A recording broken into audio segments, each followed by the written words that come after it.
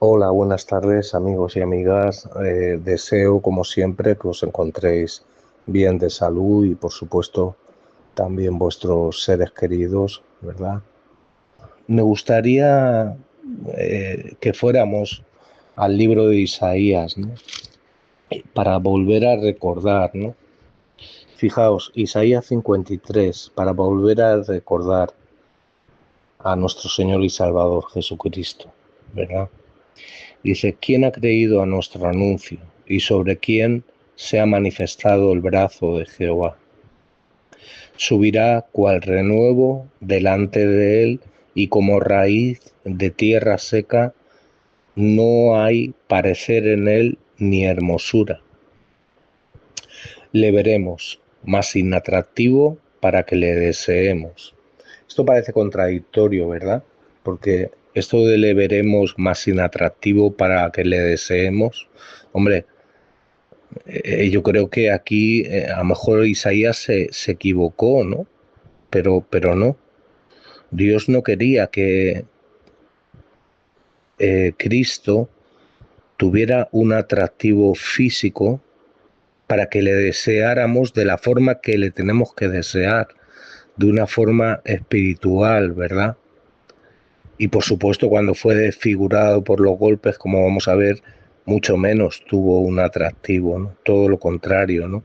En muchos produciría repugnancia, fijaos, despreciado y desechado entre los hombres. O sea, aquellos que Cristo vino a salvar, entre esos hombres fue despreciado y desechado. Un hombre de dolores, un hombre que, que sufrió, un hombre que fue experimentado en quebranto, o sea, no tuvo un quebrantamiento virtual o un quebrantamiento de oídas de otras personas, y ay, qué pena, ay, qué lástima, sí, qué pena que hayas perdido esto, que hayas sufrido tanto. No, no, él experimentó en su propia piel, en su propia carne, en su propia humanidad, porque él dice Pablo a los filipenses que aunque era Dios, no estimó ser igual, sino que se despojó de su gloria.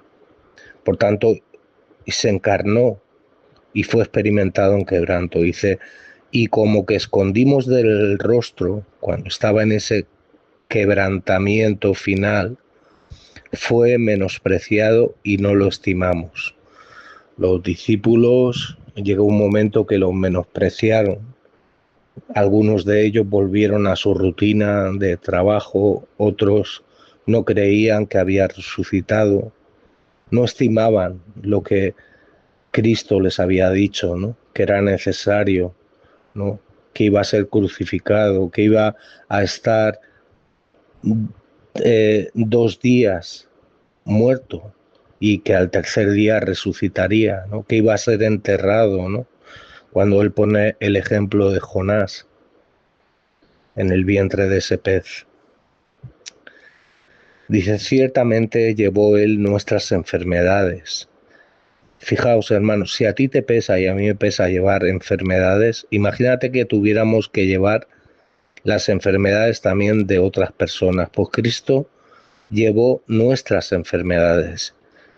Y esa palabra nuestras es eh, o sea, abraza a todo el mundo, digamos. Cristo abrazó, Cristo hizo suya las enfermedades de todo el mundo, principalmente de aquellos que él iba a salvar. Esa salvación eficaz, esas ovejas que oyen la voz del pastor y le siguen. Y el pastor les da vida eterna, el pastor de pastores, ante quien un día los pastores cristianos tendrán que rendir cuentas también, ante el príncipe de los pastores, nuestro Señor Jesucristo. Sufrió nuestros dolores, los de todo el mundo que Él iba a salvar, que ha salvado y que salvará hasta que Cristo venga por segunda vez. Y nosotros le tuvimos por azotado, por herido de Dios y abatido. O sea, se lo merece.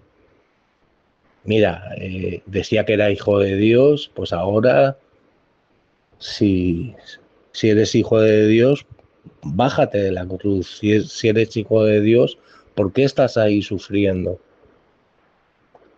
Dios se ha apartado de ti, Dios te está castigando, mas Él, castigado, herido, fue por nuestras rebeliones, molido por nuestros pecados. El castigo de nuestra paz, es decir, para que tú y yo, hermano y hermana querida, pudiéramos tener paz, ese castigo que tú y yo merecíamos por nuestros pecados fue sobre Él. Y por su llaga, por sus heridas fuimos nosotros curados. Hermano, los romanos le torturaron de una forma tremendamente cruel. Con esos látigos y esas puntas de hueso y de metal, rajaron sus carnes. Estaba todo llagado. Pero las heridas más fuertes fueron internamente, emocionalmente, espiritualmente. La llaga que él tuvo, o las llagas que él tuvo, las más crueles fueron las internas, las emocionales, las espirituales. Todos nosotros nos descarriamos, no merecíamos la salvación. Todos. No hay quien haga lo bueno, no hay ni siquiera uno. Romanos capítulo 3, Pablo recuerda algo del Antiguo Testamento. No hay justo ni aun uno. Todos nosotros nos descarriamos como ovejas descarriadas. Cada cual se apartó por su camino. Y aquí yo creo que cuando está diciendo todos nosotros nos descarriamos como ovejas, se está refiriendo a la gente que ha sido salvada antes de que Jesucristo se encarnara, que ha sido salvada cuando Jesucristo resucita y ascienda a los cielos, que hemos sido salvados y que serán salvados hasta la venida de Cristo. Ovejas descarriadas, cada cual se apartó por su camino, mas Jehová cargó en él el pecado de todos nosotros. A ti te aflige cuando pecas, y a mí también, mucho. Y hay de aquella que nos es afligida cuando peca. Eso es peligroso. Ahí deberías examinarte. Debería yo examinarme a ver si estoy realmente en la fe salvífica de nuestro Señor Jesucristo. Pero dice que más Jehová cargó en él el pecado de todos nosotros. Pecados pasados antes de ser cristianos, pecados presentes como cristianos y pecados futuros. Y por supuesto nosotros tenemos la responsabilidad de combatir contra el pecado con la ayuda de Dios, con la ayuda del Espíritu Santo que mora en nosotros. En la obediencia, porque en la obediencia, ayer hablábamos sobre esto, en la obediencia es como nos llenamos del Espíritu Santo cuando somos obedientes. Angustiado él y afligido no abrió su boca. Como cordero, él podía haber argumentado de una forma que ningún hombre podía haberle anulado su argumentación. Sin embargo, él no abrió su boca. Como cordero fue llevado al matadero, como el cordero de Dios, hermano, hermana. No como el cordero que presentaban en esos sacrificios el pueblo de Dios. No, como cordero que Dios presentó al mundo. Y como oveja delante de sus trasquiladores enmudeció y no abrió su boca. Hermanos, le despojaron de su ropa, le trasquilaron la túnica y le pusieron otro tipo de túnicas, otros ropajes y otra corona. Él ya tenía una corona como hijo de Dios, ¿verdad? Pero le pusieron otra corona, le pusimos otra corona, otra corona. Enmudeció, no abrió su boca. Por cárcel y por juicio fue quitado. Un juicio injusto, una cárcel injusta, fría, maloliente, fue quitado. Y su generación, ¿quién la contará? Dice Juan en Apocalipsis que él vio una multitud que no se podía contar, de toda lengua, de toda tribu, de toda nación. Ese es el pueblo de Dios. Dice Pablo en el capítulo 2 de Efesios que Dios hizo de los dos pueblos, de los gentiles y de los judíos, un solo pueblo, y que derribó toda la pared intermedia de separación en Cristo.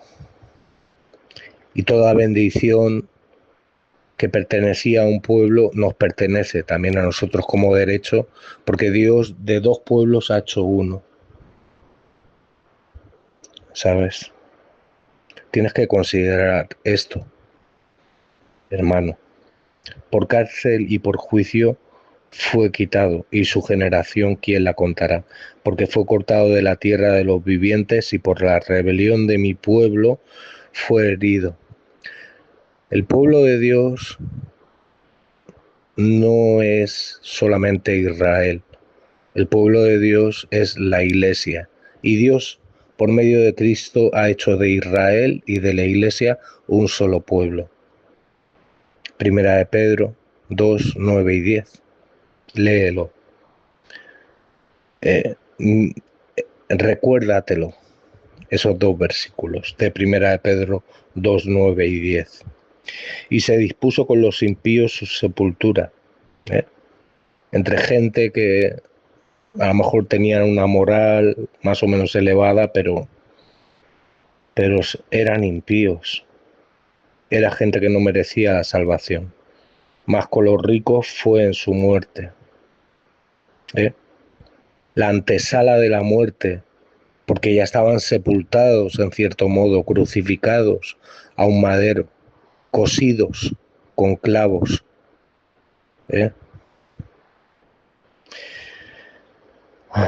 Y se dispuso con los impíos su sepultura, mas con los ricos fue en su muerte, aunque nunca hizo maldad, ni hubo engaño en su boca. Y gracias a Dios que Cristo nunca hizo maldad, ni hubo engaño en su boca, porque si Cristo hubiera pecado una sola vez, ya su sacrificio hubiera sido en vano. Pero Él pagó el precio. Él estuvo dispuesto a sufrir. Con todo eso, Jehová quiso quebrantarlo, sujetándole a padecimiento. Cuando haya puesto su vida en expiación por el pecado, la expiación era con sangre, siempre era con sangre. Cristo derramó su sangre para el perdón de nuestros pecados. Verá linaje, vivirá por largos días. Estos largos días son eternos. Y la voluntad de Jehová será en su mano prosperada.